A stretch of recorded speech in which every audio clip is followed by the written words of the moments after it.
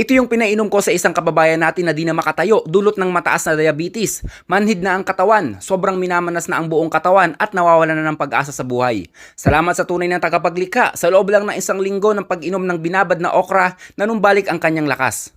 Ito din yung pinayo ko sa kababayan natin na 5 araw nang hindi makadumi at muntik pang maoperahan. 5 baso pa lang naiinom niya na ilabas niya na kaagad ang dumi sa kanyang katawan. May 64 years old din na 5 taon nang di makapaglakad ng walang tungkod dahil sa rayuma. Matinding rayuma, halos di na maunat ang braso. Sa loob lang ng 2 linggo, naging okay na ang kanyang paglakad. Kung may diabetes, mataas na blood pressure, rayuma, nako, napaka-basic lang yan sa okra. Sundin nyo lang ang nasa video, option nyo kung lalagyan nyo ng pipino. Pero mas maganda kung may pipino dahil ang pipino ay nalalabanan niya ang dehydration o kakulangan ng tubig sa ating katawan.